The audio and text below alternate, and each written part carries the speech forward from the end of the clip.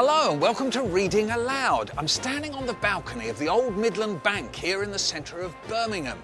A beautiful listed building, now a bookstore. But that connection with money is spot on for today's programme because we've got lots of it.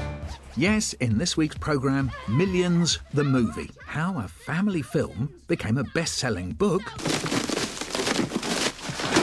and then inspired some magical work in the classroom. And Diamond recalls a very special teacher. She chose books that deliberately had very good, catchy beginnings, ones that were magical, that took you into another world. And we uncover the secret life of Hans Christian Andersen. But first, Millions, a new book that's proving popular with teachers and their pupils. It began life as a movie. It's the story of two boys who discover a big bag of cash which sets them on the adventure of a lifetime. They soon learn that true wealth has nothing to do with money. Where'd you get that? You can see it too, then? Well, you know, sometimes you see things, don't you? And other people can't see them. Frank Cottrell Boyce, who wrote the screenplay and then the book, loves meeting his young readers at events like this at Birmingham Central Library. What inspired you to actually write this book? The idea of a story that starts with somebody finding a bag of money is actually a very old idea. There's a story like that in Canterbury Tales, which is by Geoffrey Chaucer, which was written in like 1480 something. And I was quite interested in doing that story with children because you have advertising and stuff aimed at you. When I was little, if that had happened, people would have wanted a pony or a boat or something like that. Whereas when we were auditioning people for the film and we asked them what they'd do with the money, they all knew exactly what they wanted to do with the money. All the boys wanted an Xbox or a Game Boy. See this house? We could buy two like that, if they knocked them off the asking price. And if we did buy property, that'll go up in value, so we'd have even more money. I think what was good about it was that I absolutely knew that the story worked because I'd worked on the screenplay all that time and I knew what order events should come in. And I guess what was hard was having to write he said, because of course you never, in all your career as a screenwriter, have to write he said. And it became a kind of real mania with me. I'd get to the end of a page and look at the page and all these saids were sort of jumping out at you. You just seem to be repeating yourself so much, which is a really obvious thing. I think the film really looks at what money could actually do. It's not like they go out and splurge it all on a simple thing. They really come to understand just how vast and complicated a thing money is and how it completely takes them over. The money swamps them. The book's moral tale has been picked up by one teacher here at St Joseph's Roman Catholic Junior School in Birmingham. Melinda Fabro is not only reading Millions with the class, she's also devised a whole range of activities around the theme of money using characters from the book. Today we're going to be doing an activity about how you might spend this money, or what you think Damien and his brother Anthony should do with all this money they find. What does it do to them when you actually bring in a big stack of stuff that actually looks like money? All right, it isn't, but it looks like it. Oh, their eyes pop open wide. Their jaws drop open. They're very disappointed to hear that it was fake money and they weren't allowed to take it with them when they left. Having teased the class with a big bag of cash, Melinda got the children brainstorming a money mind map. Millions of sweets. What are you going to do with millions of sweets? Eat them all. I thought about no more school. Bling bling. Bling bling. The first thing that came to Daddy's mind was bling bling. Before I start handing out this cash, I want to brainstorm a few ideas about what we might spend this cash on. Dries. You need food to survive. Iman. Clothes. Peter. Cars. Dominic. A diamond ring. Who are you going to buy a diamond ring for?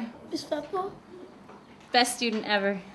We've brainstormed different sort of ideas of what we must spend this money on. I'm going to be dropping on your tables £40,000. So you're going to have to decide what you're going to buy. What you'll have to do is use one of those papers to keep track of your spending. So can you take a minute right now and decide who in your group is going to be the accountant? They were supposed to work as a group and sort of agree on the list of items, but of course the dominant personalities come out and saying, no, we're spending it like this. But What I would say, buy a house. Got £10,000 left. Food and drink another 1,000. 29,550. It was interesting when we were doing the project because the things that they thought that they could buy were just extraordinary. You know, they were going to buy mansions and cars and dolphins and aquariums and and it was really like, you know what, £10,000 isn't going to go that far. And at the end, we just thought, because we had 27,500 left, we'd buy a cinema for 20,000. Give any money away? No. No. Damien's buying statues and wants to do all this sort of, you know, donate to charity and whatnot with the money, and they're sort of thinking, what's he doing that for? Now, the children in your school, they're Catholic, and Damien's Catholic, so was there some kind of rapport going on there?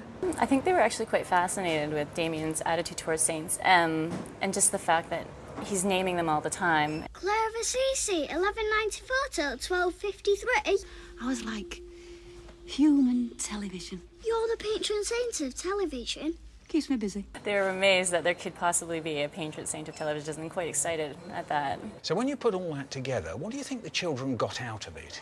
I think the kids just get a better understanding of the book itself. They get excited to read. I mean, now every day they're asking me, when are we going to read millions? When are we going to read millions? And partly that's because you've asked the children to be Damien. That's the magic leap, isn't it? Yeah, I think they feel now that they've sort of invested a bit of themselves into this story, and they're, you know, wanting to see how it's going to play out. I want all the money back in the bag. Quickly. All of it, Dominic. I'm watching you.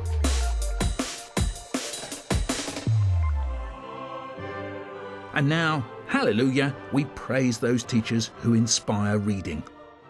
TV presenter Anne Diamond had one such evangelical English teacher, and she's never been able to look at a wardrobe in the same way again. We had a teacher at our school who used to read to us the first couple of chapters of a good book and hope that it would inspire us enough to read the end ourselves. And I remember her reading the first chapter of The Lion, the Witch and the Wardrobe, and I must have been about 8. And it absolutely fired my imagination. She chose books that deliberately had very good, catchy beginnings, ones that were magical, that took you into another world. And then she left you at the doorway of this new world, literally at the back of the wardrobe, waiting to go into the forest. And I spent the whole of my childhood checking the backs of wardrobes just to see, just in case the magic was real. She took a step further in, then 2 or 3 steps, always expecting to feel woodwork against the tips of her fingers. But she could not feel it. Next moment, she found that what was rubbing against her face and hands was no longer soft fur, but something hard and rough, even prickly. "Why, it is just like branches of trees," exclaimed Lucy. And then she saw that there was a light ahead of her. Something cold and soft was falling on her. A moment later, she found that she was standing in the middle of a wood at night time with snow under her feet and snowflakes falling through the air. As soon as I had children, one of the delights that I really looked forward to was reading to them The Lion, the Witch and the Wardrobe again and watching the same fire light up in their eyes. I just love it. It's a brilliantly written book. The author of that book, C.S. Lewis, once said, "Fairy stories may say best what's to be said." Of course, the master of fairy tale writing must be Hans Christian Andersen. He wrote over 160 of them, tales like The Red Shoes, The Little Mermaid, The Emperor's New Clothes and The Ugly Duckling. At last, the big egg cracked. "Peep, peep," said the young one as he tumbled out. But how big and ugly he was. "There's a fine family," said the old duck. "All the children are pretty, except that grey one. He won't do it all."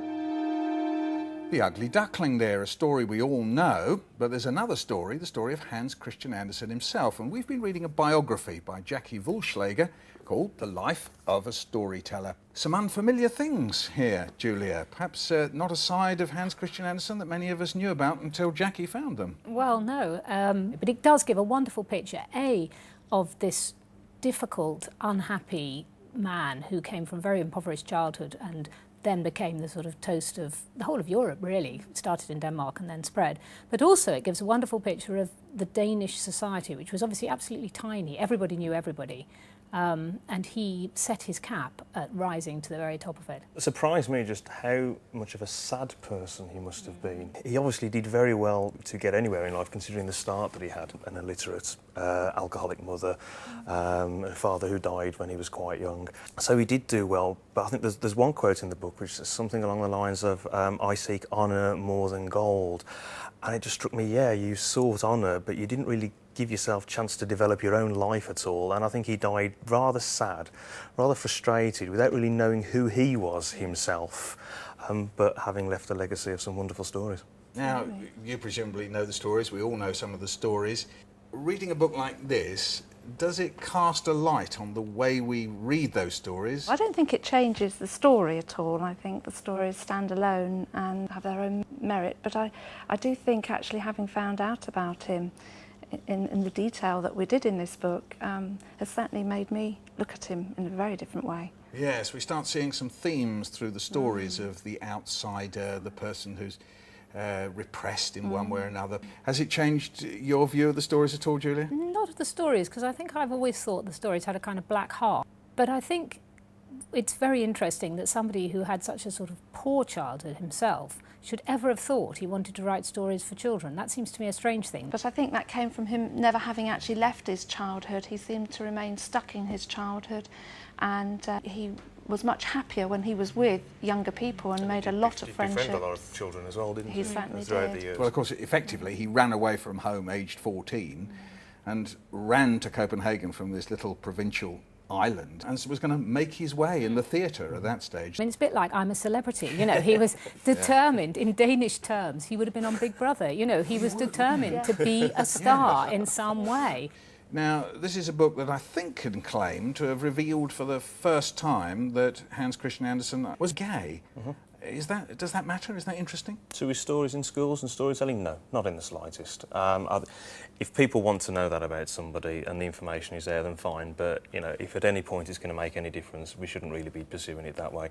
He was a great storyteller. That's what should be standing up. It doesn't change what you think about the stories, but it is extremely interesting to know who was this guy, why did he write these stories, why do they work so well as stories for children, or do they work much beyond that? Now this is interesting because we only know in this country usually about 20, 25 stories of Hans Christian Andersen. One of the things this book did for me was to send me into looking at some of these other stories that are really very adult. I mean, a story like The Shadow, about a man whose shadow takes him over. I mean, it's a bit like Dr. Jekyll and Mr. Hyde, isn't it? I suppose one of the interesting things to ask is, what would Hans Christian Andersen feel about the fact that he is remembered as the author of a dozen, half a dozen wonderful fairy stories, and not remembered for his adult writing? I suspect he'd be absolutely heartbroken. I think he'd just be happy to know that he's been remembered. And famous. And famous. And famous, absolutely.